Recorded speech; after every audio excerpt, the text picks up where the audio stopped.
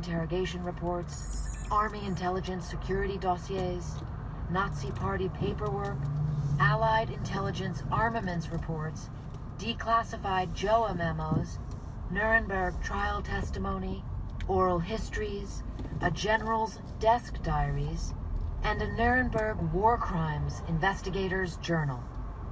Coupled with exclusive interviews and correspondence with children and grandchildren of these Nazi scientists, 5 of whom shared with me the personal papers and unpublished writings of their family members. What follows is the unsettling story of Operation Paperclip. All of the men profiled in this book are now dead. Enterprising achievers as they were, just as the majority of them won top military and science awards when they served the Third Reich, so it went that many of them won top U.S. military and civilian awards serving the United States.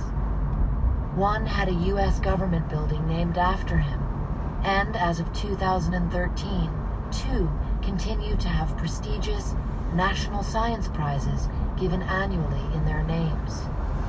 One invented the ear thermometer. Others helped man get to the moon. How did this happen, and what does this mean now? Does accomplishment cancel out past crimes?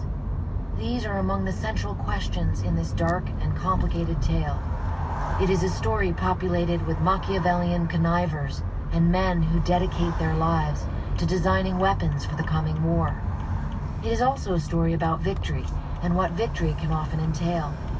It is rife with Nazis, many of whom were guilty of accessory to murder, but were never charged, and lived out their lives in prosperity in the United States. In the instances where a kind of justice is delivered, it rings of half measure. Or perhaps there is a hero in the record of fact, which continues to be filled in. Part 1. Only the dead have seen the end of war. Unknown. Chapter 1. The War and the Weapons. It was November 26, 1944, and Strasbourg, France was still under attack. The cobblestone streets of this medieval city were in chaos. 3 days before, the 2nd French Armored Division had chased the Germans out of town and officially liberated the city from the Nazis. But now the Allies were having a difficult time holding the enemy back. German mortar rounds bombarded the streets. Air battles raged overhead, and in the center of town, inside a fancy apartment on Quai Kleber, armed U.S. soldiers guarded the Dutch-American particle physicist Samuel Goudsmit as he sat in an armchair scouring files. The apartment belonged to a German virus expert named Dr. Eugen Hagen, believed to be a key developer in the covert